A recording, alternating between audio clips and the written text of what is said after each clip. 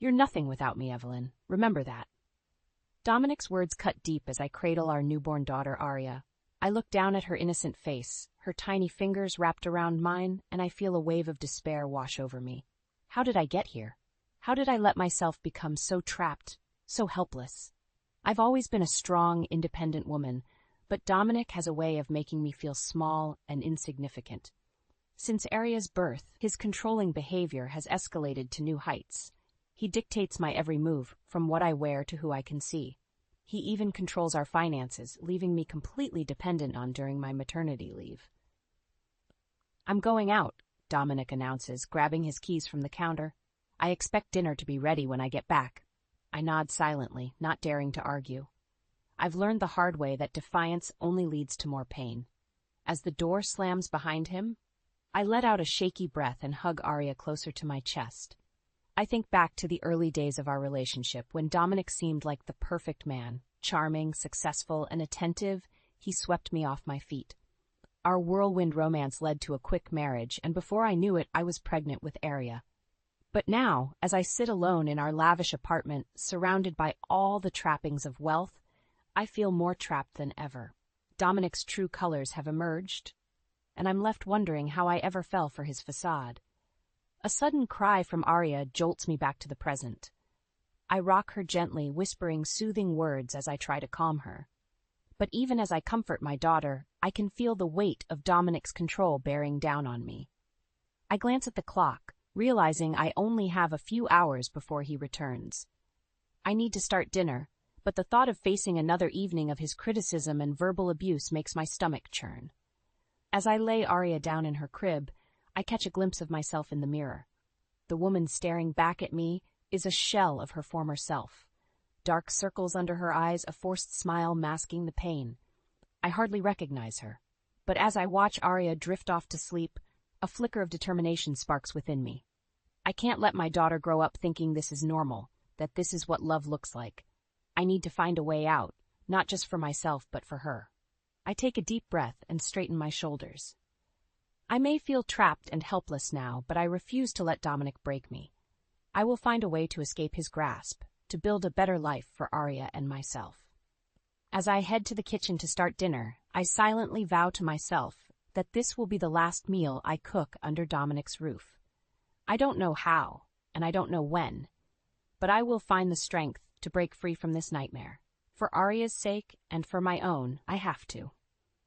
As I sit in the darkness of Arya's nursery, my mind drifts back to the beginning of my relationship with Dominic.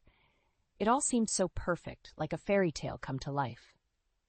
I was 28, a successful young woman with a promising career when I met him at a charity event. He was 35, charming, and incredibly handsome. I was instantly smitten. Our courtship was a whirlwind of expensive dinners, lavish gifts, and grand gestures. Dominic made me feel like I was the center of his universe. He promised me the world, and I believed every word. "Evelyn, you're the most beautiful woman I've ever seen," he whispered in my ear as we danced at a gala. "I want to spend the rest of my life making you happy." I melted into his arms, convinced that I had found my soulmate. When he proposed just 3 months later, I didn't hesitate to say yes. Our wedding was a grand affair, with no expense spared. I felt like a princess as I walked down the aisle in my designer gown, Dominic waiting for me at the altar with a smile that could light up the room. "I love you, Evelyn," he said as he slipped the ring on my finger. "I promise to cherish you forever." I believed him with all my heart. We settled into married life, and for a while everything was perfect. Dominic continued to shower me with attention and gifts, and I felt like the luckiest woman in the world. But then, just a few months into our marriage, I discovered I was pregnant. I was overjoyed, but Dominic's reaction was not what I expected. "A baby now?" he asked, his brow furrowed. I thought we agreed to wait a few years. I was taken aback by his response. We had discussed starting a family, but I didn't realize he had such a specific timeline in mind. "I know it's a bit sooner than we planned, but isn't it wonderful news?" I asked, trying to gauge his reaction. Dominic's face softened, and he pulled me into an embrace. "Of course it is, darling. I'm just surprised, that's all. We'll make it work." But as my pregnancy progressed, I began to notice subtle changes in Dominic's behavior. He became more controlling, more possessive. He started questioning my every move, demanding to know where I was and who I was with at all times. I chalked it up to nerves about impending fatherhood and tried to reassure him that everything would be fine. But deep down, a nagging feeling told me that something wasn't right. When Arya was born, Dominic's behavior only intensified. He criticized everything I did, from the way I changed her diaper to the way I held her. He insisted on being present for every feeding, every bath time, every moment of her life. At first, I thought he was just being an attentive father, but as the weeks turned into months, I realized that his attention was more about control than love. "You're doing it wrong," he would snap as I tried to soothe Arya's cries. "Give her to me. I'll show you how it's done." I felt like I was constantly walking on eggshells, trying to anticipate his every mood and whim. I was exhausted, both physically and emotionally, but I didn't dare complain. I was afraid of what he might do if I pushed back. Looking back, I can see all the red flags I missed. The way he isolated me from my friends and family, the way he made me feel like I was nothing without him. I was so blinded by love that I couldn't see the truth. But now, as I sit in the darkness, watching my daughter sleep, I know I can't let this continue. I have to find a way out, not just for myself, but for Arya. She deserves a better life than this. I just hope I have the strength to do what needs to be done. Arya's cries pierce the night, and I stumble out of bed, exhausted.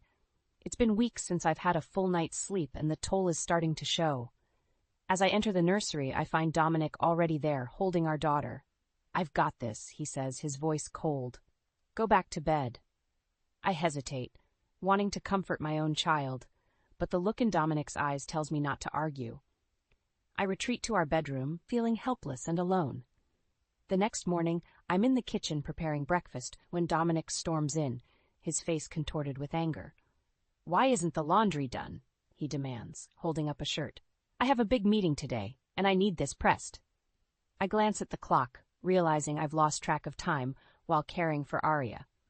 "I'm sorry, I'll do it right now," I say, reaching for the shirt, but Dominic yanks it away, his eyes narrowing. "You're always making excuses." He sneers. "I work hard to provide for this family, and you can't even handle simple household chores." I feel my cheeks burn with shame and frustration. "I'm doing the best I can," I protest weakly. Dominic scoffs. "Your best isn't good enough. I deserve better than this." He storms out of the kitchen, leaving me fighting back tears. I know I should stand up for myself, but I'm too tired, too beaten down. Later that day, I'm trying to soothe a fussy Arya when the phone rings. It's the bank, informing me that my credit card has been declined. Confused, I hang up and log into our online banking account. What I see makes my blood run cold. Our savings account, the one I thought we were using for Arya's college fund, is nearly empty. Thousands of dollars, gone without a trace. I confront Dominic that evening, holding up the bank statement with shaking hands. "What is this?" I demand. "Where did all our money go?" Dominic barely glances at the paper before shrugging. "I had some expenses come up. Business stuff you wouldn't understand." "Business stuff?" I echo, incredulous. "Dominic, that was our daughter's college fund. How could you just spend it without telling me?" He fixes me with a cold stare.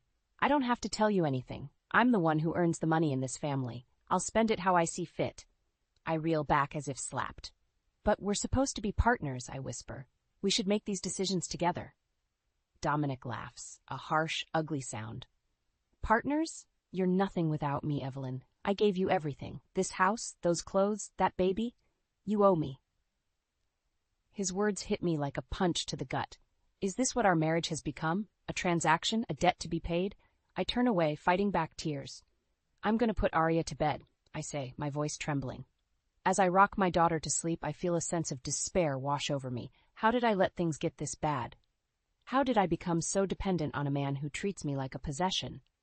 I think of my own mother, who raised me on her own after my father left. She was so strong, so independent.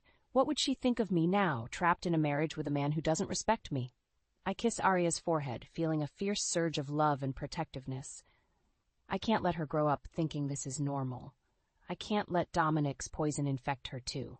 I may be trapped for now, but I won't let him break me. I'll find a way out, no matter what it takes. For Arya's sake and for my own. I'm at my wit's end when I finally read best friend Scarlett. We've been friends since college, and she's always been there for me, no matter what. I don't know what to do, I confess, my voice breaking. Dominic is controlling every aspect of my life. I feel like I'm suffocating. Scarlett listens patiently, her brow furrowed with concern.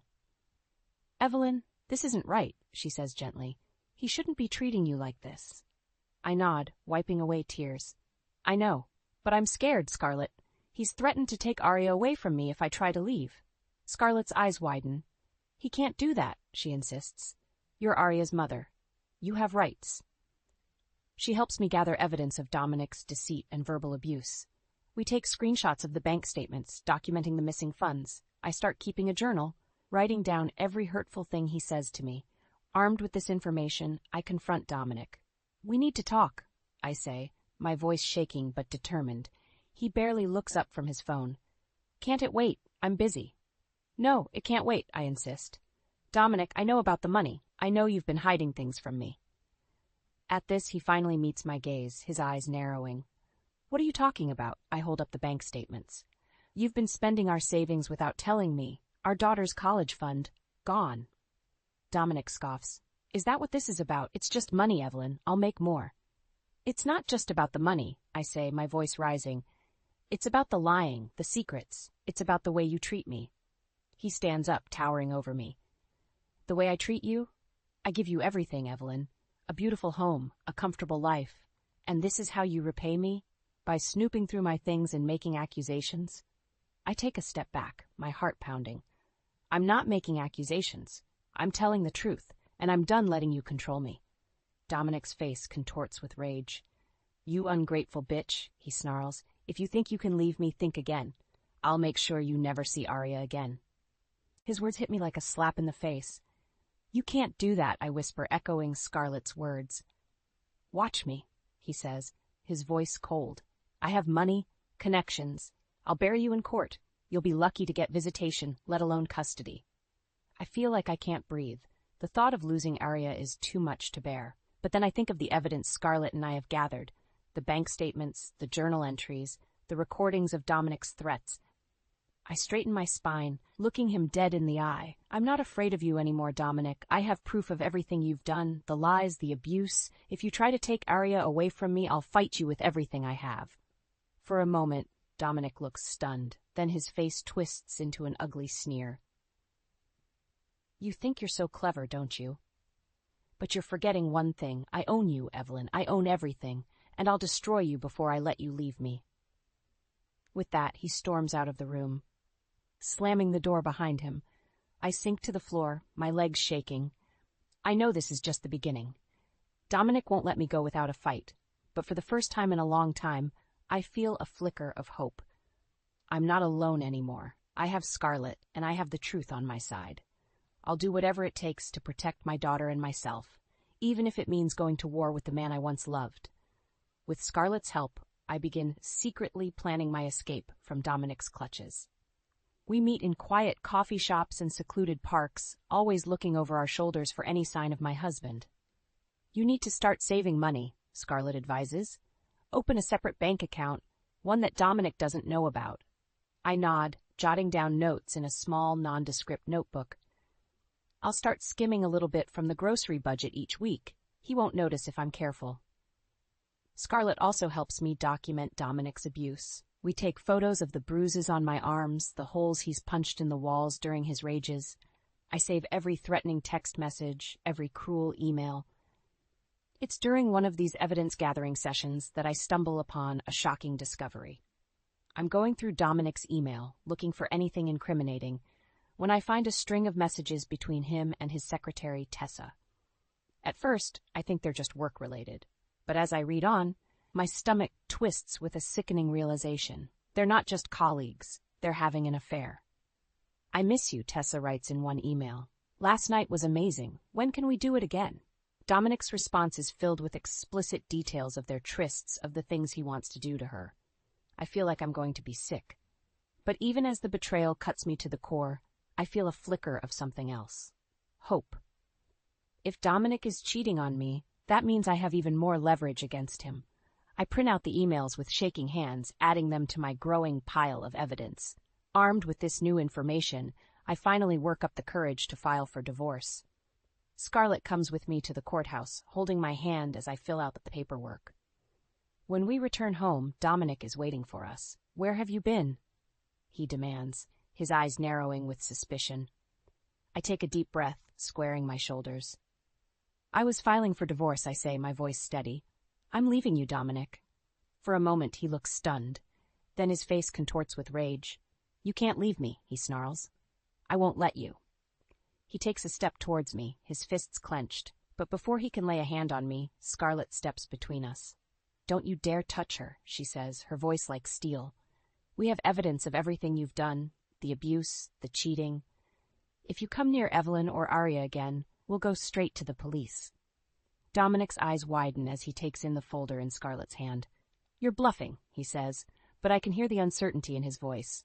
"Try me," Scarlett replies, her gaze unwavering. For a long moment, they stare each other down. Then Dominic takes a step back, his face twisting into an ugly sneer. "Fine," he spits. "You want a divorce? You've got it, but don't think for a second that this is over. I'll make your life a living hell, Evelyn. You'll be begging me to take you back." With that, he storms out of the house, slamming the door behind him. I collapse onto the couch, my legs shaking. Scarlett sits beside me, pulling me into a tight hug. "You did it," she whispers. "You're free." But even as relief washes over me, I know that this is just the beginning.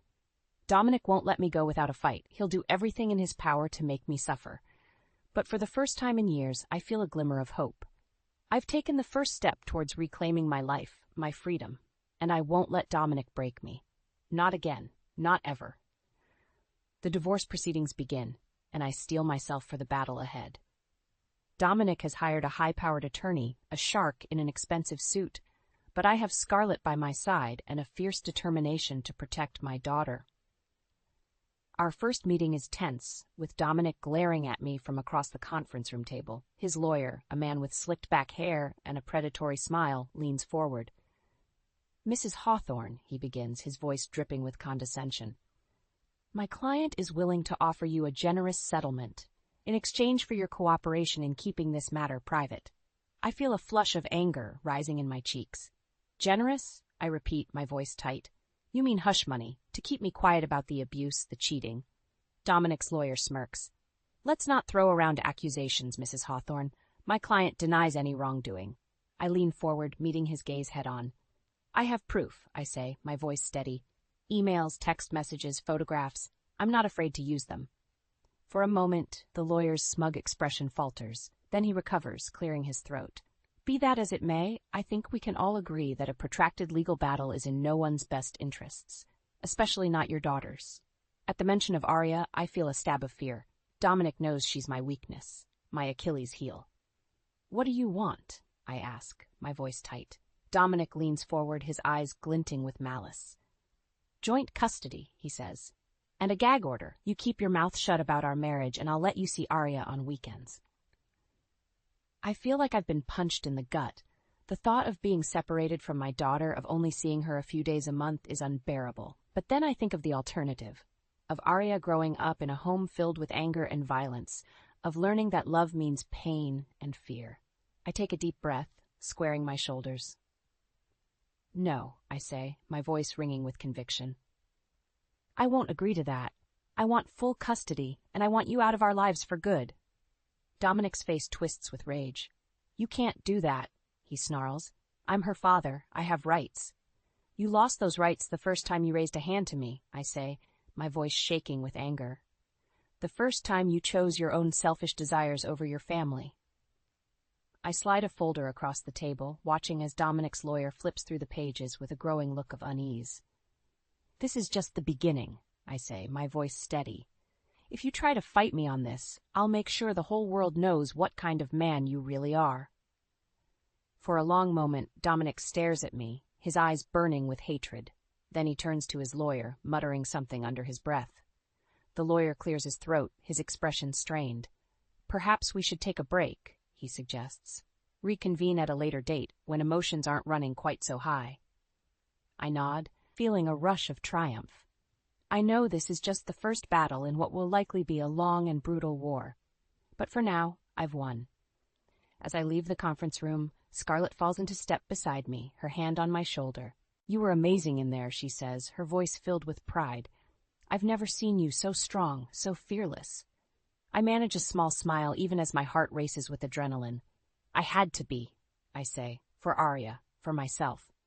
We step out into the bright sunlight, and I take a deep breath of fresh air. It feels like the first time I've been able to breathe freely in years. I know the road ahead will be hard. Dominic won't give up without a fight, and I'll have to be strong, and stronger than I've ever been. But for the first time in a long time, I feel a flicker of hope, a sense that maybe, just maybe, I can build a better life for my daughter and myself. A life free from fear, from pain, a life filled with love and laughter and joy. And I'll fight like hell to make that life a reality. The divorce is finalized, and I'm granted full custody of Arya. Dominic is ordered to pay child support and alimony, a fact that leaves him seething with rage. But even as I celebrate my victory, I know that he won't let this go easily. Dominic is a man who hates to lose, who will stop at nothing to get what he wants. I'm proven right just a few days later, when I'm awoken in the middle of the night by the sound of shattering glass. I bolt out of bed, my heart pounding, and race to Arya's room. She's sleeping peacefully, her little face relaxed in slumber. But as I turn to leave, I catch a glimpse of movement outside her window. It's Dominic, his face twisted with fury. He's holding a baseball bat, the shattered remains of the window at his feet. "You think you've won?" he snarls, his voice slurring with drink. "You think you can just take my daughter away from me?" I feel a rush of fear, followed quickly by anger. "Get out of here, Dominic," I say, my voice shaking. "You're violating the restraining order. I'll call the police." He laughs, a harsh, ugly sound. "Go ahead," he taunts. "Call them. By the time they get here, I'll be long gone, and you'll be left picking up the pieces, just like always." I take a step forward, my fists clenched at my sides. "I'm not afraid of you anymore, Dominic. I'm done letting you control me, letting you hurt me." His eyes narrow, and he takes a step closer, the bat raised threateningly. "You should be afraid," he growls. "I'll make your life a living hell, Evelyn. I'll take Arya away from you, one way or another." But even as he speaks, I feel a sense of calm washing over me. I've spent so long living in fear of this man, letting him dictate my every move, but not anymore. I reach into my pocket, my fingers closing around my phone. "I have proof, Dominic," I say, my voice steady. "Proof of your abuse, your cheating, your illegal business dealings. If you come near me or Arya again, I'll expose everything." For a moment, he looks stunned. Then his face contorts with rage, and he takes another step forward, the bat raised high. But before he can swing, the sound of sirens fills the air. Red and blue lights flash through the broken window, casting an eerie glow over the room. Dominic freezes, his eyes wide with panic. He looks from me to the window, his grip on the bat slackening. "This isn't over," he snarls, backing away. "I'll find a way to make you pay, Evelyn. I swear it." With that, he turns and runs, disappearing into the night just as the police cars screech to a halt outside. I sink to the floor, my legs shaking with relief. Arya stirs in her crib, her little face scrunching up in confusion. "It's okay, baby," I whisper, gathering her into my arms. "Mommy's here. You're safe now." The police take my statement, and I show them the evidence I've gathered against Dominic. They assure me that they'll do everything in their power to keep us safe, to make sure he never comes near us again. But even as I nod and thank them, I know that this is just the beginning. Dominic is a man who doesn't know how to lose, who will stop at nothing to get his revenge.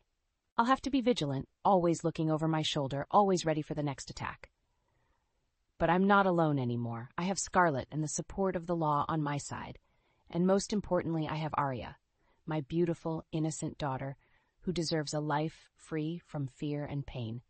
I'll do whatever it takes to give her that life, to build a future for us that's filled with love and laughter and joy, even if it means facing down the devil himself. 5 years have passed since that fateful night when Dominic shattered our window and threatened to take Arya away from me. In that time, I've worked hard to rebuild my life, to create a safe and happy home for my daughter. I've thrown myself into my career, working my way up the corporate ladder at a prestigious marketing firm. My colleagues admire my tenacity, my ability to think outside the box, and come up with creative solutions to even the toughest challenges. But my greatest achievement is Arya. She's grown into a bright, curious 5-year-old with her father's dark hair and my green eyes. She's the light of my life, the reason I get up every morning and face the world with a smile. We have a little routine, Arya and I. Every morning I make her breakfast and pack her lunch, then walk her to the bus stop for kindergarten. In the evenings we curl up on the couch and read stories together, or have dance parties in the living room. It's a simple life, but it's ours, and I wouldn't trade it for anything in the world. One day, as I'm walking Arya to the bus stop, I bump into a familiar face. It's Liam, a single father who lives down the street. I've seen him around the neighborhood, always with his little boy, Max, in tow. "Evelyn, right?" he says, smiling warmly. "I don't think we've officially met. I'm Liam." I shake his hand, feeling a flutter of something in my chest. "Nice to meet you, Liam. This is my daughter, Arya." Arya waves shyly, hiding behind my leg. Liam crouches down to her level, his eyes twinkling. "Hi there, Arya. I like your backpack. Is that a unicorn?" Arya nods, a tiny smile spreading across her face. "Yeah, unicorns are my favorite." Liam grins, standing back up. "Well, maybe we can all get together for a playdate sometime. Max loves unicorns, too." I find myself nodding, a warm feeling spreading through my chest. "That would be great. Here, let me give you my number." As we exchange numbers, I can't help but feel a spark of something. A connection, a sense of possibility. Over the next few weeks, Liam and I start spending more time together. We take the kids to the park, have picnics in the backyard. He's kind and funny and thoughtful, always ready with a joke or a helping hand. And he's an amazing father. I watch him with Max, the way he listens patiently to his son's endless chatter, the way he gets down on the floor to play with him. It's clear that he loves his boy with every fiber of his being. Slowly but surely, I feel myself falling for him, and for the first time in a long time, I allow myself to imagine a future that's not just about survival, but about happiness. But even as I bask in the glow of new love, I can't shake the feeling that Dominic is still out there, waiting for his chance to strike. And I'm right. One evening, as Liam and I are enjoying a quiet dinner while the kids play in the living room, there's a knock at the door. I open it to find Dominic standing there, his face haggard and his eyes wild. "Evelyn," he says, his voice raspy, "I need to talk to you." I feel a rush of fear, followed quickly by anger. "What are you doing here, Dominic? You know you're not supposed to come near me or Arya." He holds up his hands, his expression pleading. I know, but I had to see you. I've lost everything, Evelyn, my job, my money, even Tessa left me. I have nothing left." For a moment, I feel a flicker of pity, but then I remember all the pain he's caused, all the fear and heartache. "I'm sorry, Dominic," I say, my voice firm, "but that's not my problem anymore. You made your choices, and now you have to live with the consequences." His face twists with rage, and he takes a step forward. "You did this to me, you bitch. You ruined my life." But before he can say another word, Liam is there, stepping between us. "I think you should leave," he says, his voice calm but firm, "before I call the police." Dominic looks from Liam to me, his expression a mix of anger and desperation.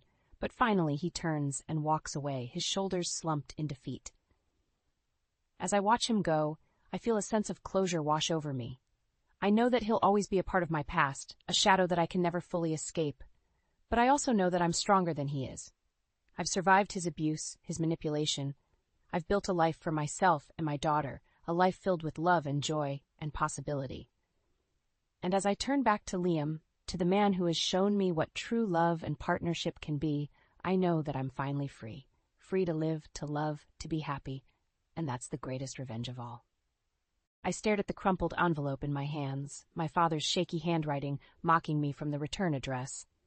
After 30 years of silence, he chose now to reach out. I tossed it onto the kitchen counter and poured myself a generous glass of Merlot. The phone rang, startling me. It was Greta, my younger sister. "Riley? Did you get one too?" Her voice trembled. I sighed. "Yeah, just now. Haven't opened it yet." "What do you think he wants?" "Money, probably," I scoffed. "Or forgiveness. Fat chance of either." Greta was quiet for a moment. "Maybe we should hear him out. He is our father, after all. Biologically, sure, but he lost the right to call himself that when he walked out on us and Mom." The bitterness in my voice surprised even me. "I know, but..." "No buts, Greta. He made his choice. We don't owe him anything. After we hung up, I glared at the envelope.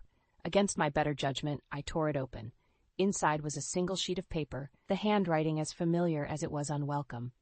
Dear Riley, I know I have no right to ask this of you, but I'm dying. Cancer. The doctors give me 6 months at most. I'd like to see you and Greta one last time, to explain and maybe make amends. Please call the number below if you're willing to meet. Love, Dad. I crumpled the letter and hurled it across the room. How dare he? After everything he'd put us through, he thought he could waltz back into our lives with a sob story, and all would be forgiven? The doorbell rang, jolting me from my anger. I opened it to find Grandma Mabel, her kind eyes crinkling with concern. I saw the car in the driveway, she said. Thought you might need some company. I stepped aside to let her in, grateful for her presence. Mabel had been our rock after Dad left, and Mom spiraled into depression. She'd raised us, loved us, been the parent we needed. He wrote to you, didn't he? Mabel asked, settling onto the couch. I nodded, retrieving the crumpled letter. How did you know? He called me last week, asking for your address. Mabel's lips thinned.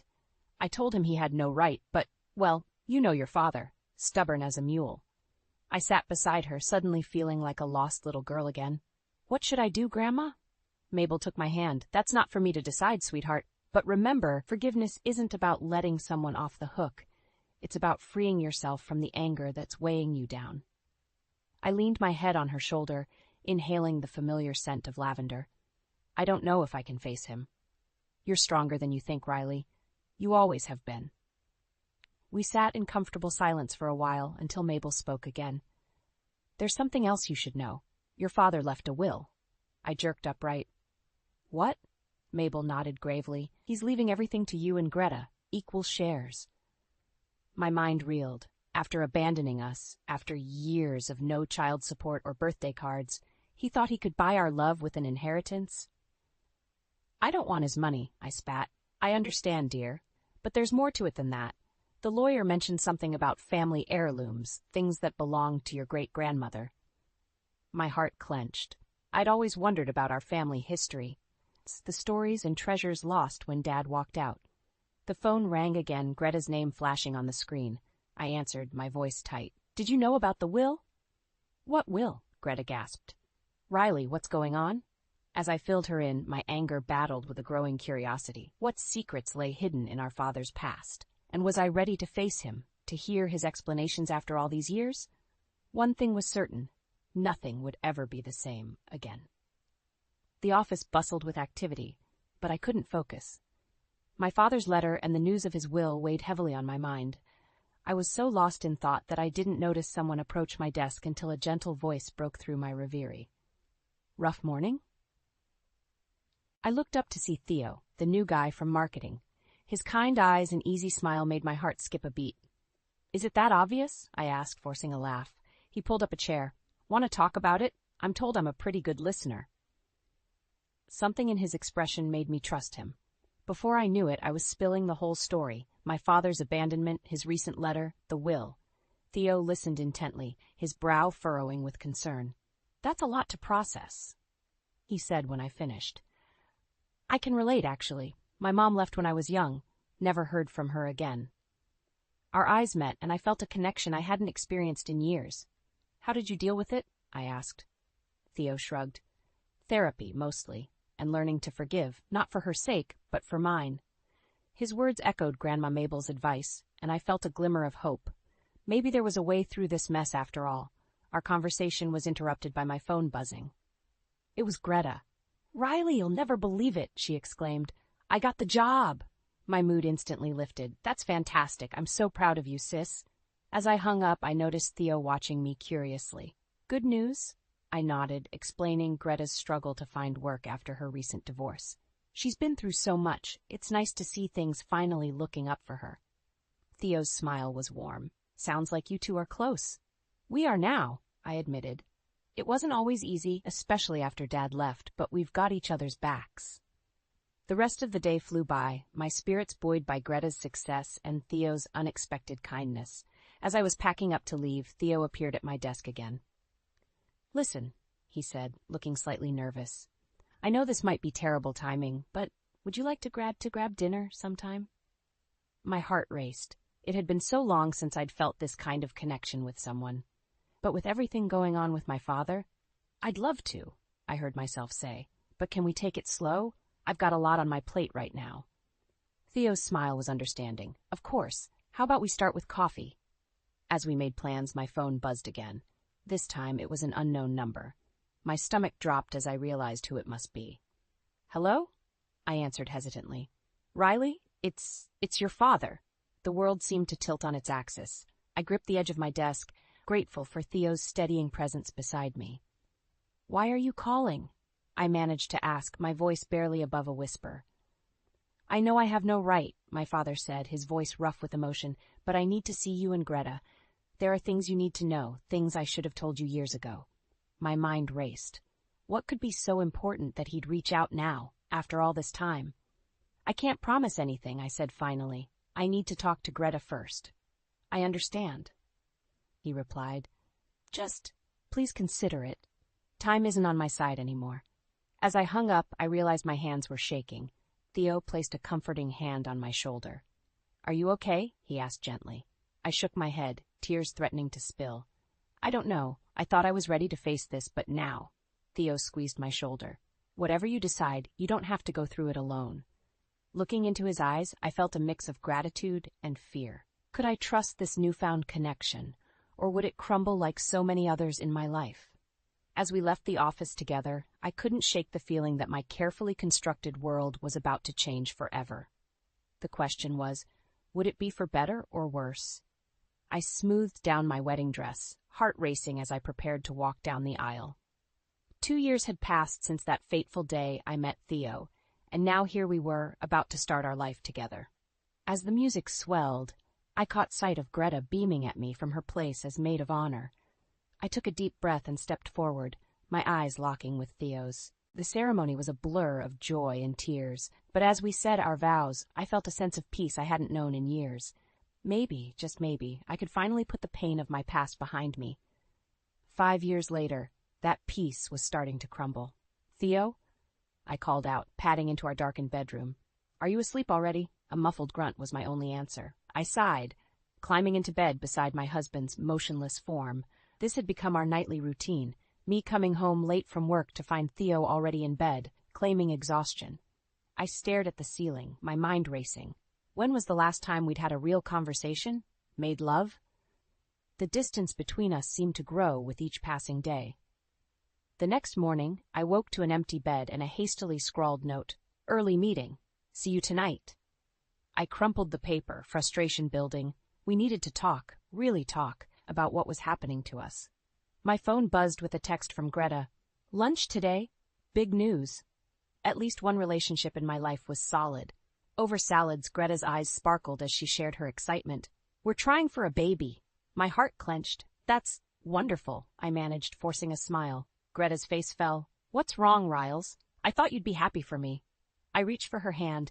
I am, truly. It's just... I hesitated, then the words tumbled out. Theo and I have been trying for years with no luck, and lately, he's been so distant. I don't know what to do. Greta squeezed my hand. Have you talked to him about it? I shook my head. He's always too tired or busy. I'm starting to wonder if he even wants kids anymore. Oh, Riley, Greta sighed. You need to confront this head on. Don't let it fester. I nodded, knowing she was right. That evening, I was determined to have it out with Theo, but my plans were derailed by an unexpected visitor. Irene, I said, surprised to find my mother-in-law on our doorstep. What brings you by? Irene swept past me, her perfume cloying in the small entryway. Where's my son? We need to talk. Before I could answer, Theo appeared, looking wary. Mom? What's going on? Irene fixed us both with a stern look.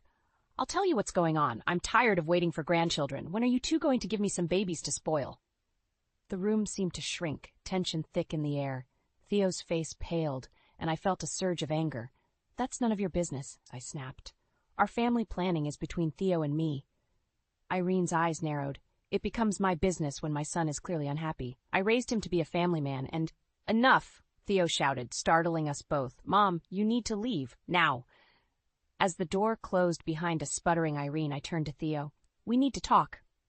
He nodded, slumping onto the couch. I know. I sat beside him, my heart pounding. What's happening to us, Theo? You're never home. We barely talk. And when was the last time we were intimate? Theo's eyes filled with tears. I'm sorry, Riley. I've been hiding something from you. My blood ran cold. What is it? Just tell me. He took a shaky breath. I went to a doctor a few months ago. I'm infertile, Riley. We can't have children. It's my fault. The world seemed to tilt on its axis. All our struggles, all the distance between us, suddenly made a terrible kind of sense. Why didn't you tell me? I whispered, tears streaming down my face. Theo's voice broke. I was ashamed. I thought you'd leave me if you knew. As the weight of his confession settled over us, I realized we were at a crossroads. Could our marriage survive this secret? And more importantly, did I want it to? I stared at Theo, his confession hanging heavy in the air between us. Infertile. The word echoed in my mind, a cruel twist of fate that explained so much yet solved nothing. How long have you known? I asked, my voice barely above a whisper. Theo's shoulders slumped. 6 months. I couldn't bring myself to tell you. I thought if I just worked harder, made more money, maybe it wouldn't matter as much.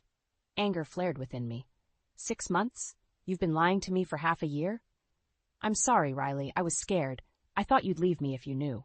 I stood up, pacing the room. So instead, you pushed me away? Made me feel like I wasn't enough? Theo reached for me, but I stepped back. I need some air, I said, grabbing my keys and heading for the door. As I drove aimlessly through the night, memories flooded back. My father walking out, my mother's descent into depression. The feeling of not being enough, of being abandoned. And now Theo's deception brought it all rushing back. I found myself at Greta's apartment, knocking before I could think better of it. She opened the door, took one look at my tear-stained face, and pulled me into a hug. Oh, Riley, she murmured. What happened? I spilled everything. Theo's infertility, his lies, my conflicted feelings.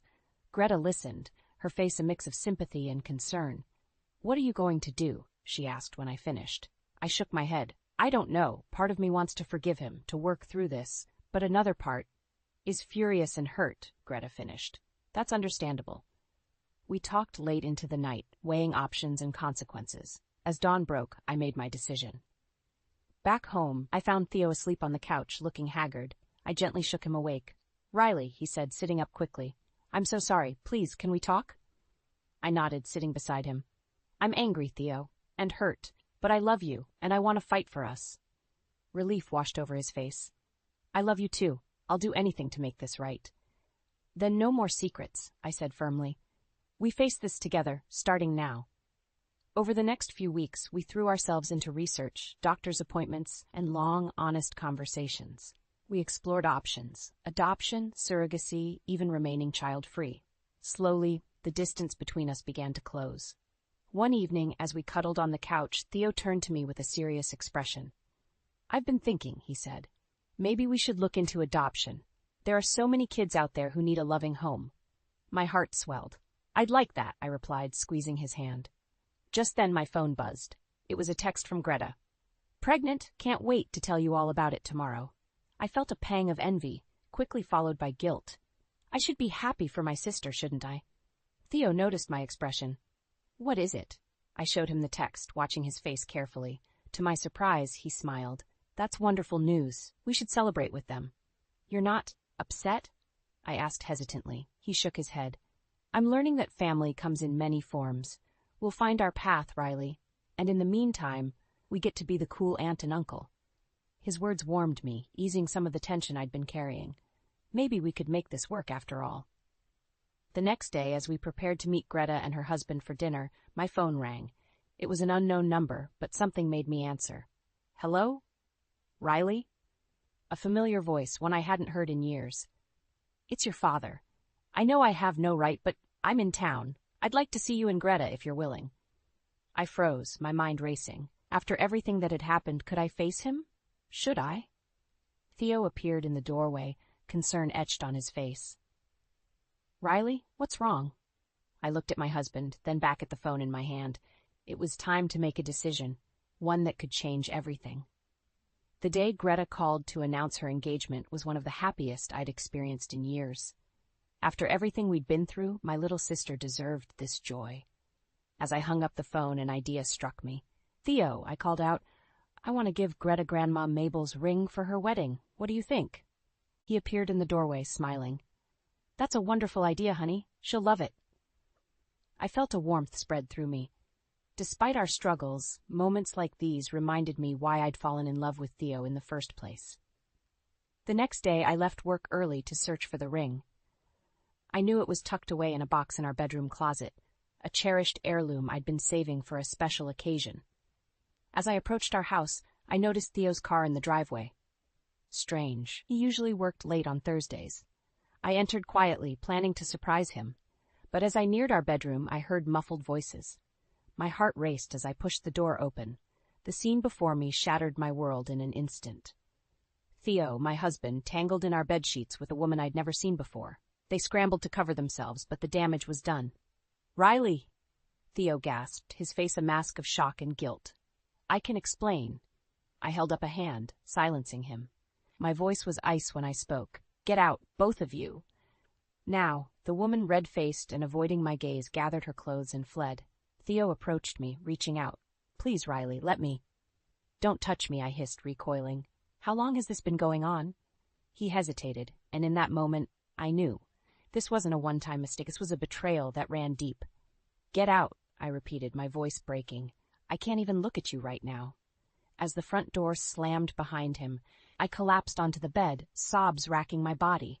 How could he do this? After everything we'd been through, the struggles we'd faced together, how could he throw it all away? Hours passed as I sat there, numb and lost. When my phone rang, I almost ignored it, but seeing Greta's name on the screen, I answered. "Riley?" Her excited voice felt like it was coming from another world. "Have you found the ring yet? I can't wait to see it." The ring. In my shock, I'd completely forgotten why I'd come home early. I haven't had a chance to look yet," I managed, trying to keep my voice steady. "Is everything okay?" Greta asked, concern creeping into her tone.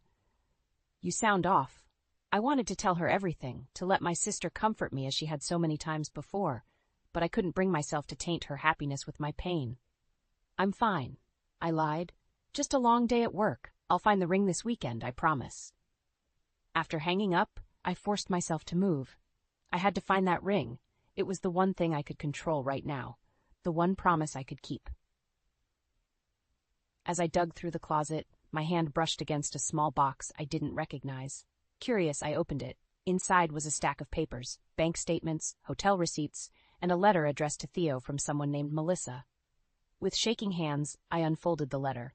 As I read, my world tilted on its axis once again.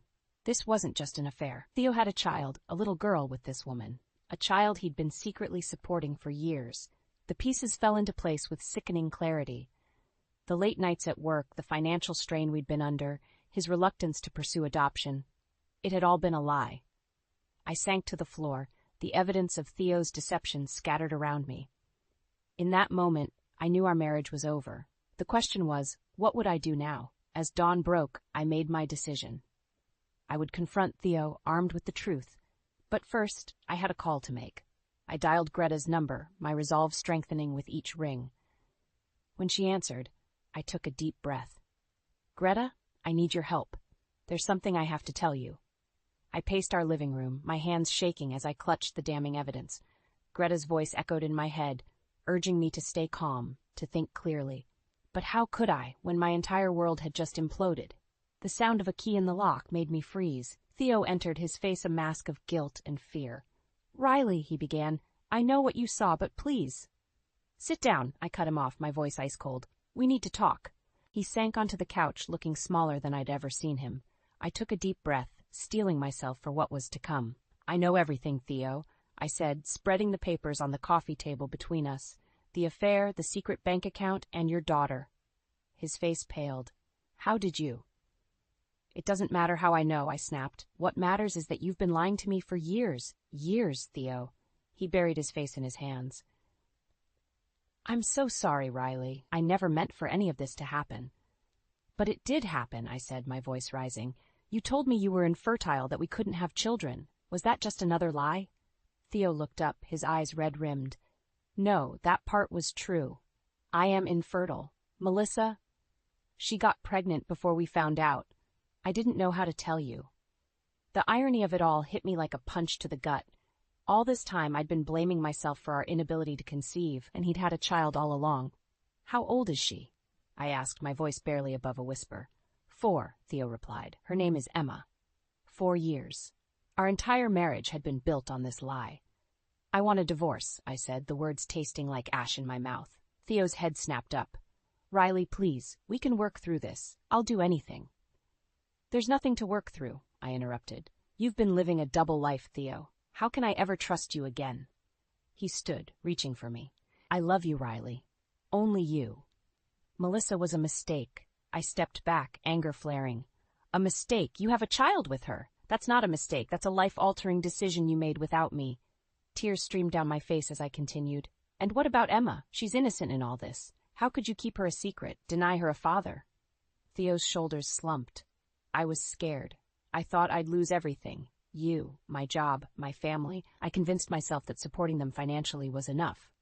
Well, congratulations, I said bitterly. You're going to lose it all anyway. I grabbed a folder from the side table and thrust it at him. These are divorce papers.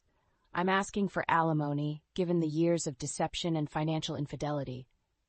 Theo's hands trembled as he took the folder. Riley, please, can't we at least try counseling? I shook my head. It's too late for that. I've already spoken to a lawyer. You have until the end of the week to move out. As the reality of the situation sank in, Theo's face crumpled. What am I supposed to do? Where will I go? For a moment I felt a flicker of sympathy. But then I remembered the look on his face when I caught him with that woman, the years of lies and secrets. That's not my problem anymore, I said, my voice hard. You made your choices, Theo. Now you have to live with them. I turned away, unable to bear the sight of him any longer. I'll be staying with Greta for a few days. When I come back, I expect you to be gone. As I headed for the door, Theo called out one last time. Riley, wait, there's something else you need to know. But I was already gone, slamming the door behind me. Whatever other secrets he was hiding, I couldn't bear to hear them. Not now, maybe not ever. As I drove to Greta's, my mind raced. How had my life come to this? And more importantly, where did I go from here? I'd been staying at Greta's for a week when Theo's incessant calls finally wore me down. Against my better judgment, I agreed to meet him at a cafe near my house. As I approached, I saw him hunched over a table, looking haggard and unkempt. A pang of sympathy shot through me, quickly replaced by anger. He didn't get to look devastated. He wasn't the victim here. Riley, he said, standing as I sat down. Thank you for coming. I cut straight to the chase. What do you want, Theo? I thought I made myself clear. He took a deep breath. There's more you need to know, about Emma, about everything. My heart raced. What more could there possibly be? I'm listening, I said, my voice cold. Theo's eyes filled with tears. Emma, she's sick, leukemia. That's why I've been taking so much money out of our accounts, for her treatments. The world seemed to tilt on its axis. A sick child, of course, because this situation wasn't complicated enough already. Why didn't you tell me? I whispered, my anger momentarily forgotten. I was a coward, Theo admitted. I thought I could handle it all on my own, but I can't. I need your help, Riley. I laughed bitterly. My help? You lied to me for years, Theo. You cheated on me, and now you want my help? He reached for my hand, but I pulled away. I know I don't deserve it, he said, but Emma does. She's innocent in all this. A memory flashed through my mind, my father walking out, leaving us to fend for ourselves, the pain of abandonment that had shaped my entire life. What exactly are you asking me to do? I asked, my voice shaking. Theo hesitated. The treatments aren't working. She needs a bone marrow transplant. Neither Melissa nor I are a match. The implication hung heavy in the air. He wanted me to get tested, to potentially save the life of the child born from his betrayal. Before I could respond, my phone buzzed. It was a text from Greta. Dad's in the hospital. It's bad. Come quick. I stood abruptly, my head spinning. I have to go, I told Theo. My father, he's dying. Theo's face fell. Riley, I'm so sorry, but please think about what I said. Emma doesn't have much time. As I rushed to my car, emotions warred within me. My dying father, who had abandoned us years ago. Theo's sick daughter, a child I'd never met but who shared my husband's blood. the ghosts of my past colliding with the wreckage of my present. At the hospital, I found Greta in the waiting room, her face tear-stained. "He's asking for you," she said softly. I entered my father's room, steeling myself. He looked small and frail, a shadow of the man who had loomed so large in my childhood memories. "Riley," he rasped. "You came." I nodded, unable to speak. "I know I have no right," he continued, "but I need to tell you something about why I left." Part of me wanted to scream, to tell him it was too late for explanations. But another part, the little girl who had always wondered why she wasn't enough, needed to hear it. "Go on," I said, my father's eyes filled with tears. "I had another family, a wife, 2 sons. They didn't know about you and Greta. When your mother found out, she gave me an ultimatum. I made the wrong choice." The room seemed to close in around me. Another family. More siblings I'd never known about. How many more secrets could one day hold? "Why are you telling me this now?" I demanded. "Because they're here," he said. "Your brothers. They want to meet you." As if on cue, there was a knock at the door. 2 men entered, their faces a strange mix of familiar and foreign. I looked from them to my dying father, to Greta hovering in the doorway, her face a mirror of my own shock. In that moment, I felt the weight of every lie, every secret, every betrayal crushing down on me. "I can't do this," I choked out, pushing past my newfound brothers and into the hallway.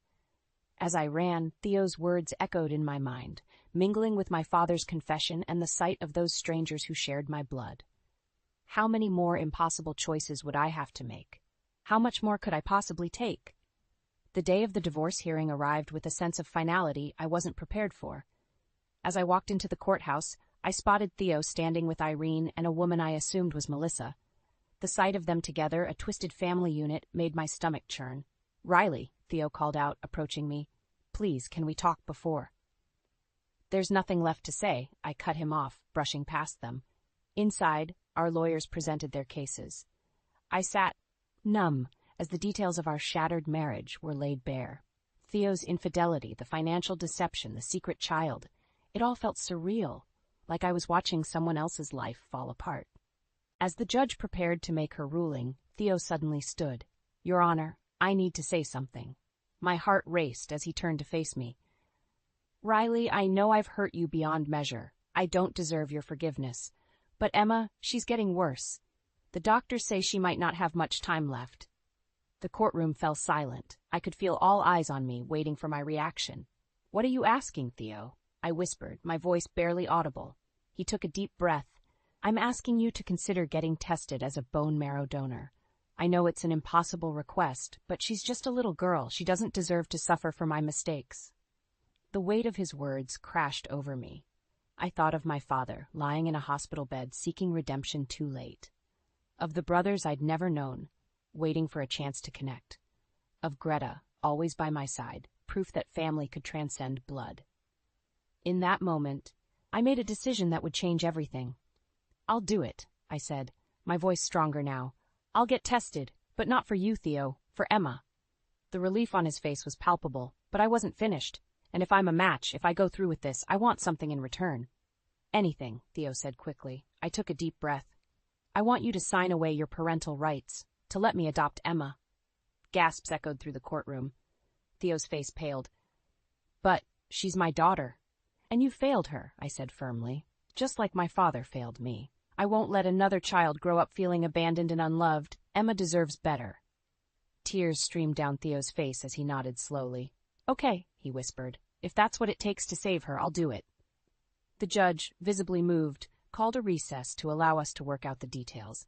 As we left the courtroom, I felt a hand on my arm. It was Irene. "Riley," she said, her voice thick with emotion, "I owe you an apology. I've been so blind to Theo's faults, so focused on having a grandchild, I never saw the amazing woman you are." I nodded, accepting her words but not quite ready to forgive. As I turned away, I saw Greta rushing towards me, her face a mix of concern and pride. "I heard everything," she said, pulling me into a hug. "Are you sure about this?" I nodded against her shoulder. "I am. It's time to break the cycle, Greta, to be the family we always wished we had." Over the next few weeks, as we waited for the test results, I spent time with my father and newfound brothers. It wasn't easy, but slowly we began to build bridges. When the call came that I was a match for Emma, I felt a sense of purpose I'd never known before. The day of the transplant, I lay in the hospital bed, watching as my bone marrow was collected. Across the hall, a little girl I'd never met waited for the gift of life. As the nurse wheeled me out, I caught sight of Theo in the waiting room, looking lost and broken. "Take care of her," I said as I passed him. "Until I can." He nodded, unable to speak. As I recovered, surrounded by Greta, my brothers, and even my ailing father, I realized that family wasn't about perfect people or unbroken bonds. It was about choice, about love that perseveres despite the pain. Months later, as I finalized Emma's adoption papers, I felt a sense of peace wash over me. The road ahead wouldn't be easy, but I was ready to be the parent I'd always needed, to create a family built on honesty and unconditional love. As I signed my name, making Emma officially mine, I thought of Grandma Mabel's words from so long ago. "Family is more than blood, Riley. It's about who stands by you when the world falls apart." Looking at the little girl who now called me Mom, I knew those words had never been truer. We were survivors, Emma and I, and together we'd write a new chapter, one of healing, forgiveness, and the unbreakable bonds of chosen family. Hey, how much assets does your dad have? What? Why all of a sudden? Didn't he retire last year too? I was just thinking about his retirement funds and if he might be worried about it. Are you thinking about managing my dad's assets through your bank? I've been thinking about his future too. Maybe it'd be better to increase his retirement funds. Our bank offers various services like investment trusts and foreign currency deposits. Even if you say that, I don't really know much about it. Your father worked for a big corporation, and he must have received a decent retirement bonus.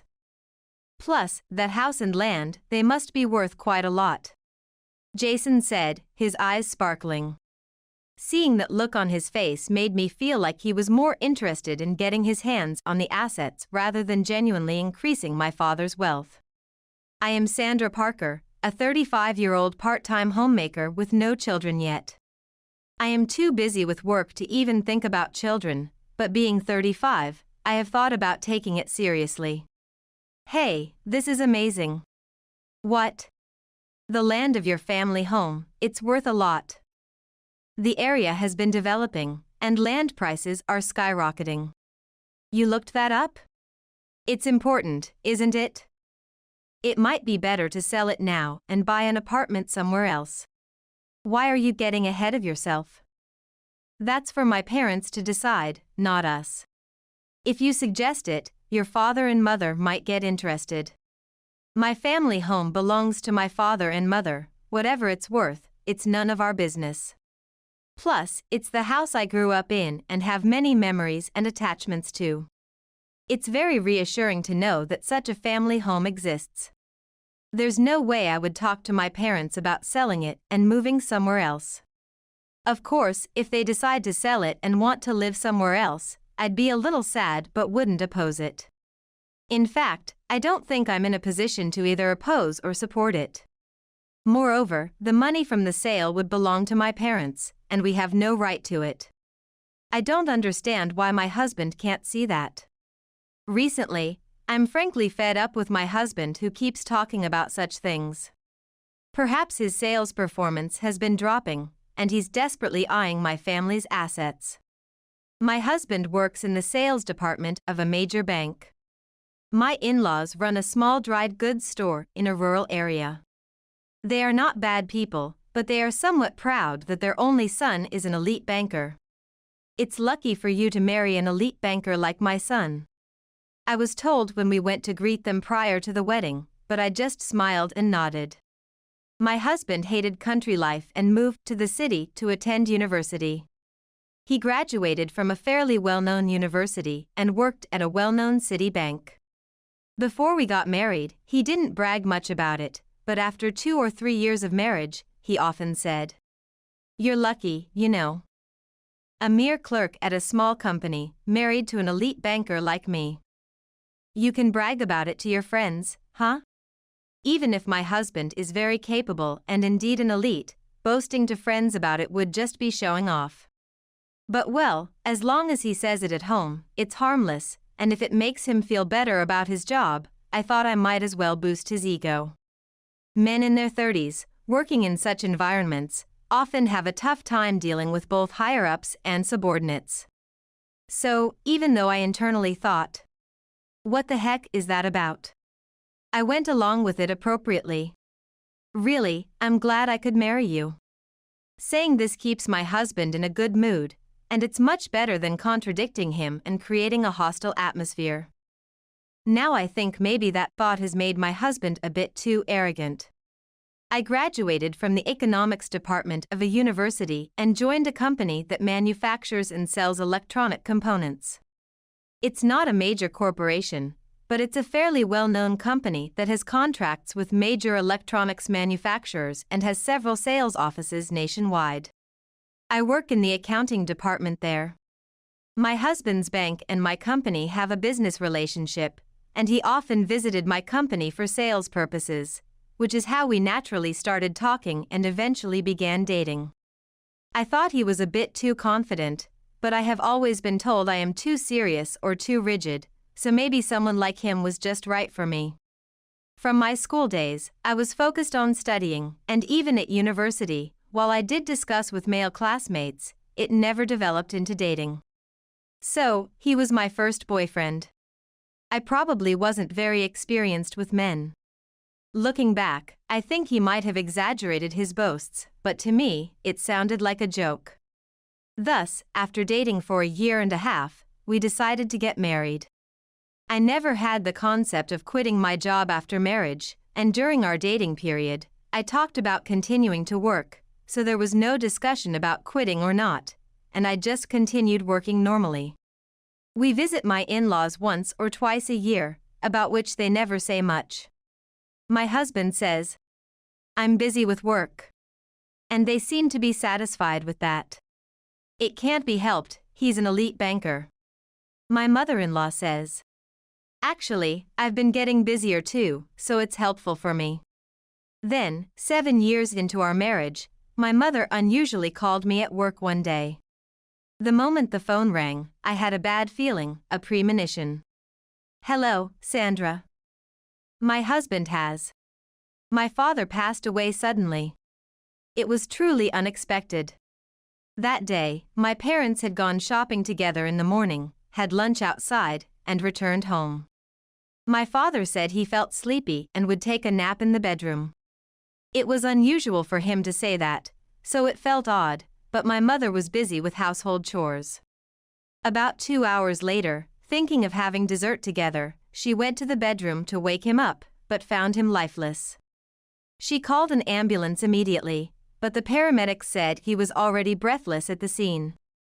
Despite efforts at the hospital, his consciousness did not return, and they declared him deceased. Yet, my mother managed the funeral arrangements efficiently, contacting father's friends and colleagues from the company he had worked at until the previous year. She was so busy that it worried me. But perhaps she needed to stay active to keep her composure. If only I had gone to the bedroom sooner, why didn't I find his unusual behavior suspicious? These regrets were swirling in my mother's heart, I could tell. Watching her go through this, and the sudden loss of my father, was unbearably painful. Still, we managed to get through my father's funeral smoothly. But the real sorrow would come later. Especially for my mother, I worried if she would be all right. My parents had always seemed like such a loving couple, enviable even from a daughter's perspective. Busy times might distract her, but once things settled down after the funeral, the sorrow would surely overwhelm her. At the time, I too had work responsibilities I couldn't leave for long. Then my aunt, my father's sister, said she would stay with my mother, so I asked her to. My aunt and mother had been close since high school and got along very well. My aunt is a straightforward and caring person, and my mother often relied on her. I left things in my aunt's hands and stepped back. The day after the funeral, my husband said something outrageous. "Now that your father has passed, that means we can sell that house, right?" "Huh? What are you talking about?" "Well, you're inheriting it, right? It's yours, isn't it? My mother is still there." It's not just me to inherit. That house is too big for just your mother. Just sell it and put her in a nursing home or something. She'll make friends there and won't be lonely. Don't say stupid things. How can she even think about that now? My father's funeral was just yesterday. What, you can't mean? What?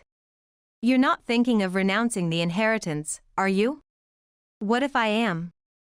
I haven't thought about that yet, but I think it might be okay. My mother has been busy and looks very worn out.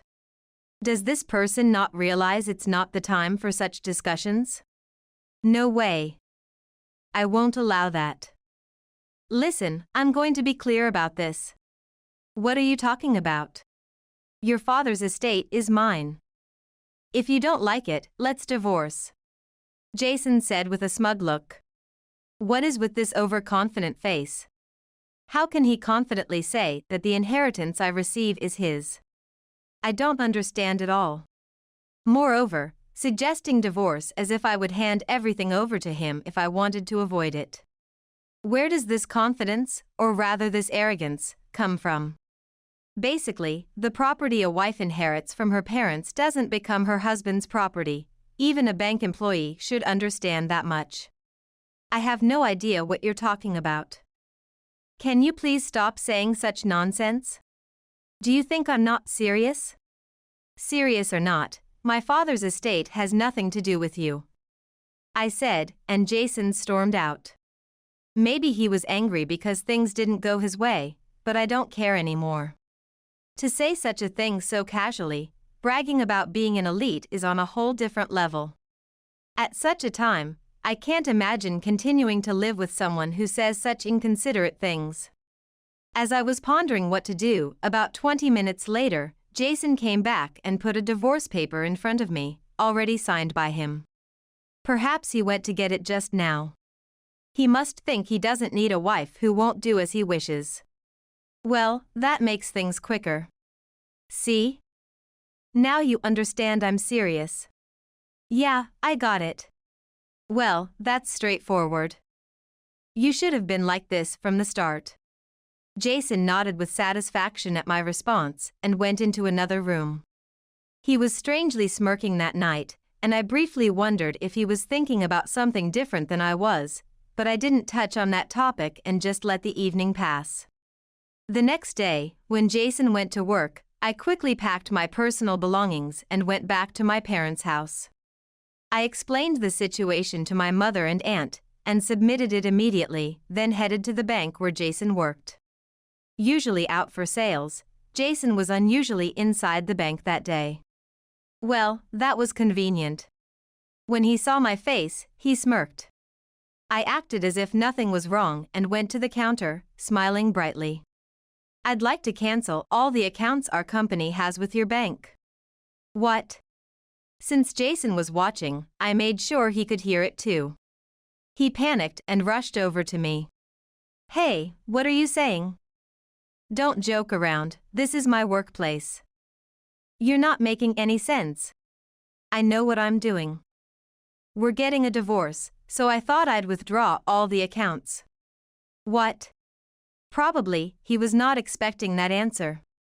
He must have been absolutely sure I would never go through with a divorce.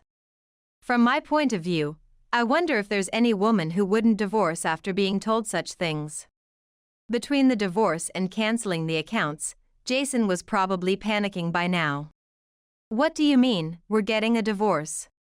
Well, you said it. If I didn't like handing over my father's estate, we should get divorced. So I didn't like it, and I just filed those divorce papers. Wait, that was a joke, right? No one actually files for divorce over something like that. Jason, you signed the divorce papers yourself and shoved them at me. Jason looked dumbfounded for a moment. What is there to be confused about? He handed me the divorce papers himself. What did he think, that I wouldn't actually file them? Did he think I was just a woman who would do whatever he said, seriously underestimating me? Although I was listening to his bragging and casually praising him, maybe he thought I was seriously praising him. No way, I was just reading the script, so he should be able to tell that there was no real emotion in it. Why? I don't get it at all? Well, obviously it's divorce then. Huh? Seriously? Divorce and account cancellation? Why? Who would stay married and hand over the parents' estate to the husband? Here is one, right? Hell, no. I was so angry that I couldn't help but speak harshly. What would I do if my dignity was doubted? Really, I just want him to give me a break. But you can't live without me, right?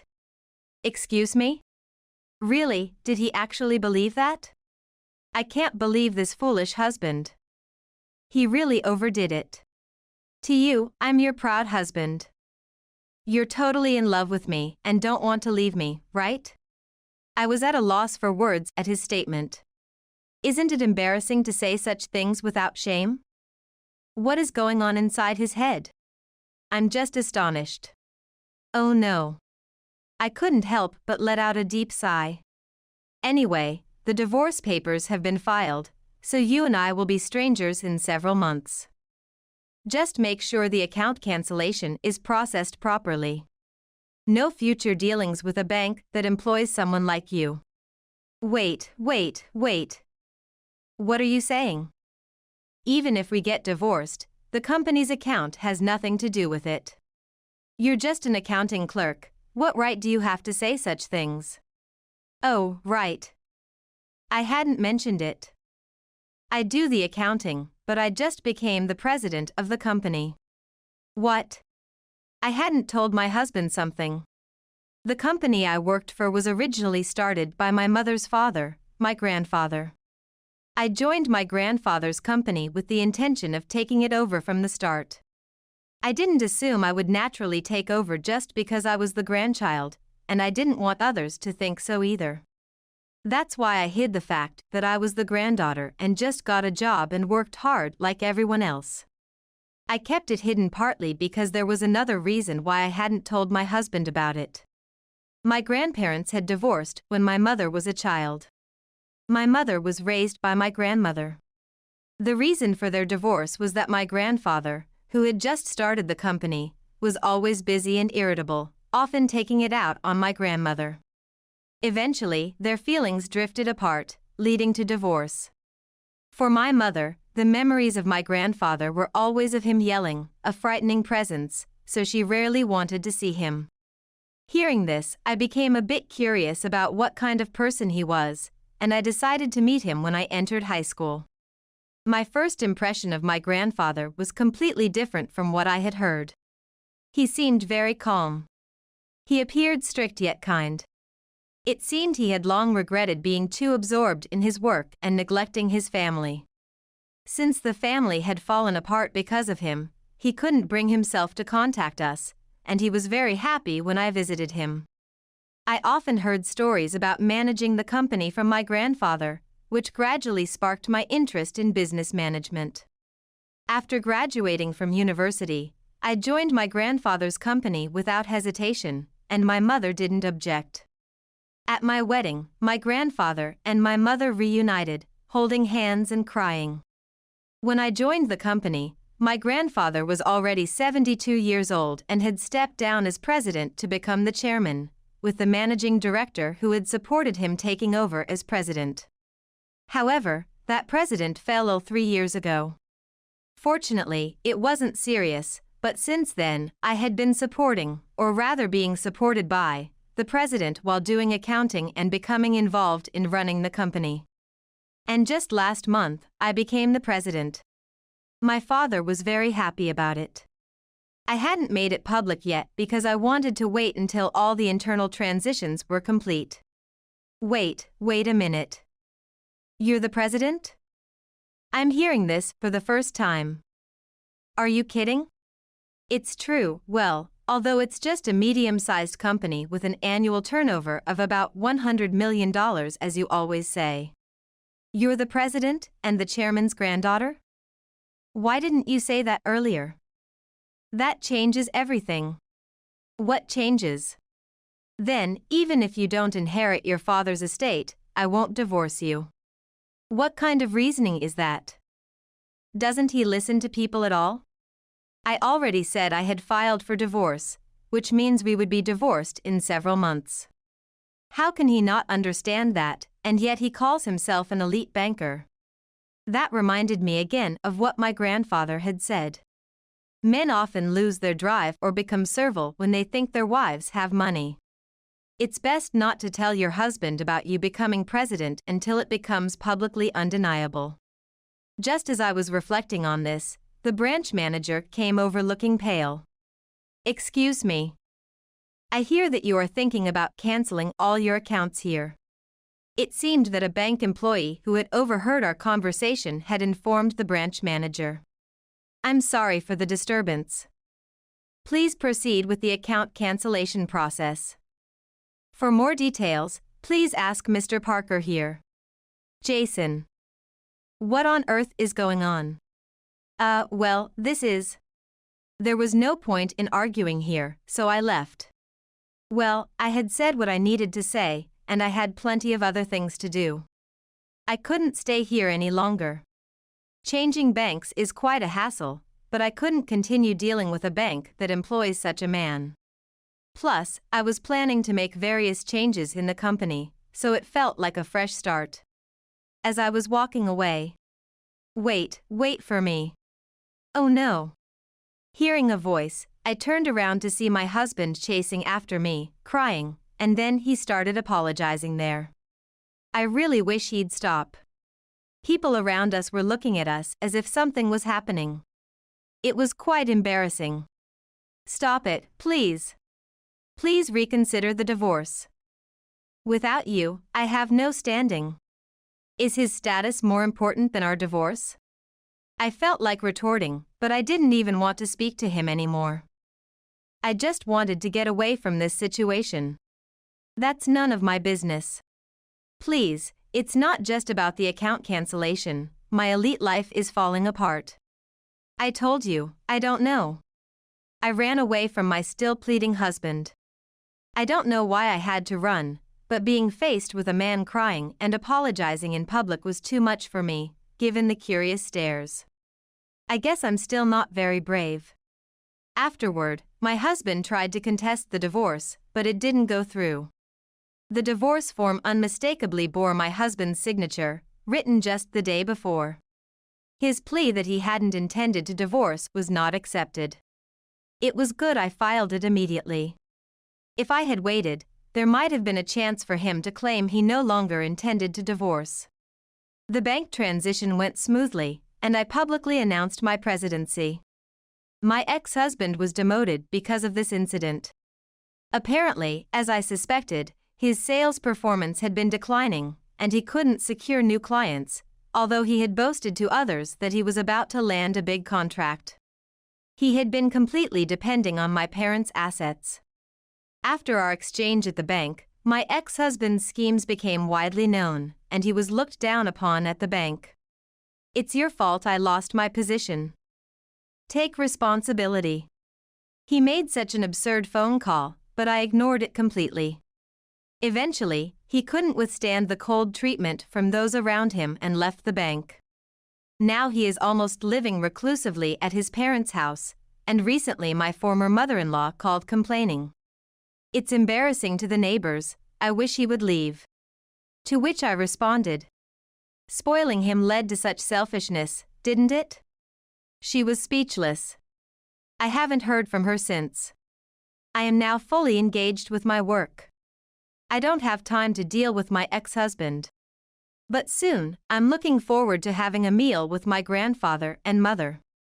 That's my greatest joy right now, and I plan to continue devoting myself even more to my work. I decided to file for divorce. My husband stormed out of the house, leaving behind our 3-year-old twins after his harsh words. And our newborn daughter. I had a hunch for some time that he was cheating, but between childcare and work, I had no energy to confront him. I can't do this anymore. Just then, one of the twins clung to me, saying, "Mommy, we love you." My beloved children looked up at me with worried faces. Despite my anger towards my husband, something clicked in me at that moment. I thought, well, I'll just file for divorce. I immediately signed the papers with a smirk. He doesn't realize how much I've been supporting him. Unknowingly, he had begun his descent into hell. Late again. How many times have I heard that? My name is Jennifer, and I'm 34. We got married 4 years ago, and he's 2 years younger than me, which led me to spoil him at first. The following year, we had twin girls, and 3 years later, another daughter. His return home started getting extremely late around the time our youngest was born. I hope the third one is a boy. I've always dreamed of playing catch with him. He was excited during the pregnancy, but his attitude soured as soon as he found out it was another girl. At the hospital, he grimaced when he saw our newborn daughter. She doesn't look like me. She's not cute, he said. At that moment, intense anger welled up inside me. How could he say his own child wasn't cute? Maybe he was already considering divorce by then. Even after I came home from the hospital, his sulkiness continued. He barely helped with child care. Show a little interest in the kids, I told him. If you're short on hands, hire a babysitter or something. You've got savings from your job. I worked at a top-tier company, earning significantly more than most women my age. On the other hand, my husband struggled to keep a job, often quitting before I even noticed. Perhaps he was envious of my success. At the time, he was doing temporary work with no certainty of how long it would last. I didn't expect financial support from him, but I wished he'd at least fulfill his role as a father. Spend time with the kids at night, at least. But his response was always, what a hassle. When I asked him to help, he reluctantly did it, but so half-heartedly that the girls were bored. He seemed to notice their indifference, which he didn't like, leading to a terrible cycle. Eventually, he stopped helping altogether. I'm tired from work. Let me rest on the weekends, he'd say. So on weekends, he either stayed in his room or went out. I have to work this holiday. If you don't watch the kids, I have plans too. See you, he'd say, leaving without listening. I couldn't leave the kids alone, so I often had to scramble for a last-minute babysitter. If things continued this way, it would surely destroy our marriage and negatively affect our children. So, I decided to talk to my in-laws. The next day, I visited them. That's just how husbands are. A wife needs to be patient, they said. More importantly, could you do that thing we talked about last time? My concerns were ignored, and they asked for favors instead. My parents lived far away, so it was hard to meet them, and I felt guilty even calling. I didn't know who to turn to. Hey, make dinner, my husband said, greeting me in pajamas when I got home that evening. The house was a mess, and the kids, bored with their toys, smiled when they saw me. Where have you been all this time? He asked. I had to stop by the in-laws for a bit, I replied. Hurry up and make dinner. I'm starving, he said. If you've been home all day, couldn't you do some laundry or clean the bathroom? I asked, frustrated. He snorted in amusement. I decided not to do anything for someone who didn't appreciate it. What do you mean? I cleaned the bathroom yesterday, and you didn't thank me. Didn't I say thank you? I asked. Not that. I mean like at least $100, he said, stretching out his hand, asking for money. What was he talking about? I pulled him aside so the kids wouldn't hear and retorted, I'm working, doing the chores, raising the kids, all of it, and you've never helped me. That's a wife's job, he shot back. Then what's your job? I work too, I said, knowing full well he barely earned $1,000 a month and did nothing around the house. Our argument lasted for an hour, until our daughter interrupted, Mommy, I'm hungry. My husband stormed off, but I ignored him and rushed to prepare dinner. During those tense days, I discovered something devastating: my husband was cheating. I confided in a college friend who had divorced due to her husband's affairs. She advised me to gather evidence immediately. In truth, I had suspected the affair for some time, just before our youngest was born. He came home one day wearing a new perfume. When I casually asked him about it, he broke into a sweat and stuttered. His late nights, increasing silence, and cold attitude toward the children were all red flags. The final straw came when I found a lipstick in his jacket pocket. "It's mine." "My lips get chapped," he said, trying to brush it off. "You're using Chanel's pink lipstick?" I asked. "Maybe it's my mom's," he muttered. That night, I noticed a hickey on his neck, partially hidden by his shirt collar. I was about to confront him, but instead, I decided to gather evidence first. "Take your time warming up," I said with a smile, pretending I hadn't seen anything. The next day, after a late shift, I came home to find my daughters asleep and the house eerily quiet. In the dining room, my husband stood under the soft glow of the light, holding a piece of paper. "I can't take this anymore. Let's get a divorce." "What?" "Just file for divorce. I don't want the kids." Without waiting for my response, he handed me the divorce papers and left. "Mommy." The sound of the door closing woke up the twins, who looked at me with worried expressions. "It's okay." "Sorry for waking you," I told my daughters, trying to comfort them, but inside, it clearly wasn't okay. "He's reached his limit, that's my line." And what did he mean he doesn't want the kids? Mixed emotions swirled in my head, and I hadn't even noticed the tears streaming down my face. "Mommy, we love you," the twins said, sensing something was wrong, and they hugged me tightly. At that moment, I came to my senses. I can't go on like this. I can't worry these little girls. I realized that as long as I have my children, I'm happy, and this is what I should have done from the start.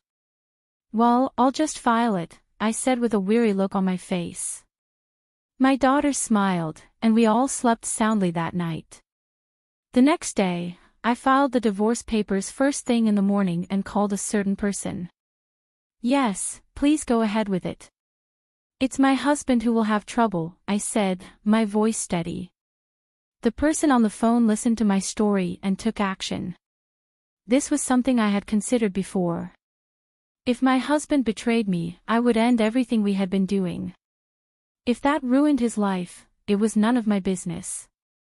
3 days later, I came home from work and found my in-laws and husband waiting for me. My mother-in-law was furious, my father-in-law looked pale, and my husband seemed clueless, dragged along without understanding the situation. "Have you been waiting at the front door all this time?" "That's kind of creepy," I remarked. "This is no time for that." "What is this?" My mother-in-law thrust a letter at me. "It's a notice from a lawyer." "I can see that much," I said calmly, as her face turned tomato red in anger. "I need to pick up my daughters, so excuse me." Ignoring their protests, I walked inside, but my furious in-laws followed me into the living room, insisting on a discussion. "Why would you suddenly send this?" "I don't understand," my mother-in-law shouted. "You would understand if you read the letter, wouldn't you?" I replied. "Using a lawyer." "How cowardly," she snapped, despite her son being in the wrong. Her outrage was something else, mixed with irritation and confusion. Finally, my husband, who seemed to understand nothing, spoke up. "Are you upset because I divorced you?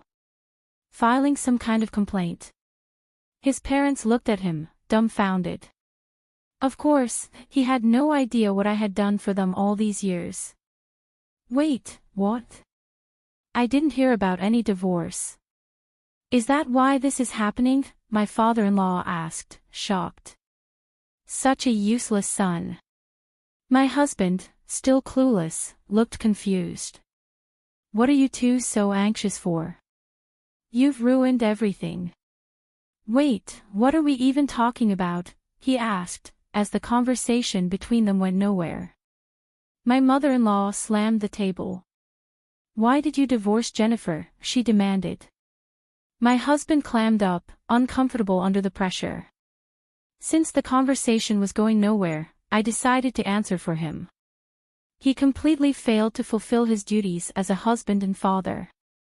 There you go again.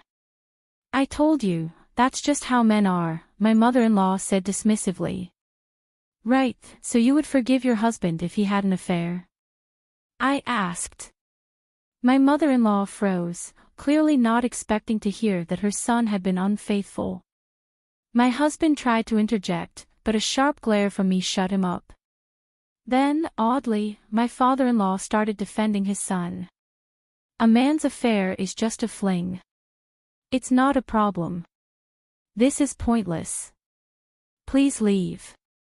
Any further communication will need to go through my lawyer, I said firmly. So, what are you talking to a lawyer for now? You agreed to the divorce, right? My husband asked, confused, still clueless about the gravity of the situation. Agreeing. I filed for divorce straight away. Then what is all this about? He asked, growing agitated. While arguing with my husband, my mother-in-law suddenly started crying loudly. Paying $56,000 in one lump sum is impossible. Wait, what large sum? What are you talking about? Who's paying whom? My husband asked, even more confused. Finally, the moment had come. It was time for my husband to regret everything. I proudly revealed what I had kept hidden until now. Right after we got married 4 years ago, I was called to my in-laws' house alone. My mother-in-law said she had a serious matter to discuss. Nervous because she was his mother, I was prepared to help. However, I was completely unprepared for the shocking words that came out of her mouth. I need $60,000, she said, leaving me utterly confused. As I hesitated, she bluntly asked about my salary. Unable to withstand the pressure, I admitted it was over $100,000, and her eyes lit up. Apparently, my father-in-law had gotten into horse racing, losing large amounts without ever winning and accumulating significant debt. Desperate to cover his losses, she pleaded with me for the $60,000, promising to pay it back. Feeling cornered, I couldn't say no. She repeatedly assured me that she would repay the money, but after 4 years, I had only received $4,000 back.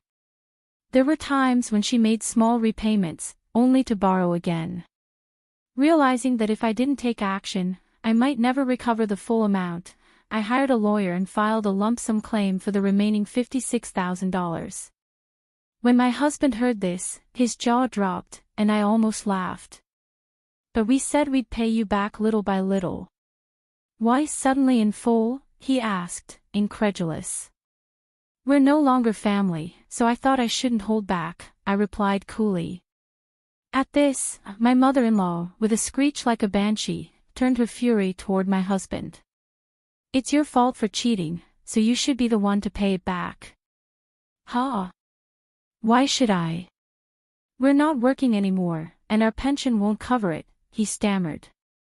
If you want me to live in your parents' house, you'll do what I say, she demanded.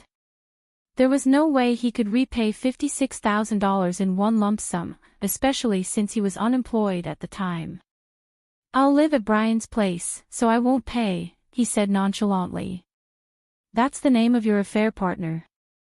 I asked, growing more absurd by the second as I listened to their family quarrel. It was time to deliver the final blow.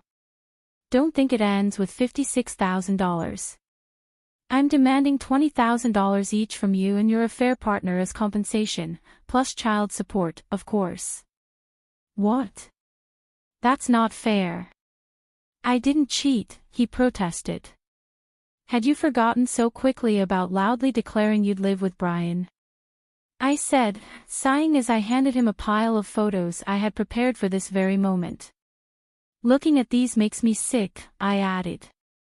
The photos were from his social media, showing him kissing and embracing his affair partner, evidence that my lawyer confirmed would hold up in court. Why do you have these? My husband asked, panic creeping into his voice. A quick online search brought up your social media. It's amazing you thought it wouldn't be found, I said. My naive husband had been posting cheerful photos on a public setting, completely unaware of how visible they were. Even my in-laws gaped at him, dumbfounded. Please leave now. It's time to take the girls to daycare, I said firmly. At least don't demand compensation from Brian. What if she runs away? My husband pleaded. That's not my problem, I replied coldly. With no resolution in sight, I forcefully kicked them out of the house. Open the door. Help me. I didn't know about the debt.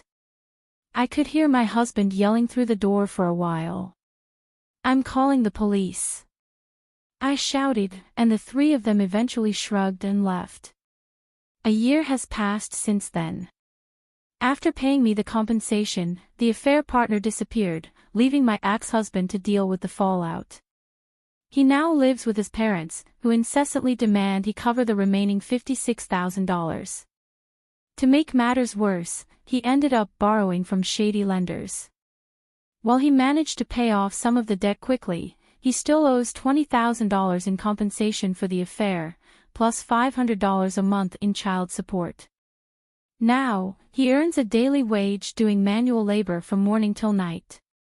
The interest on his debt continues to balloon, and it's unlikely he'll ever pay it off in his lifetime, but that's none of my business. Mommy, we're going to be late, my daughters called out, pulling me out of my thoughts. Oops, it's time to take them to daycare. They're growing up healthy and strong, and that's all the happiness I need.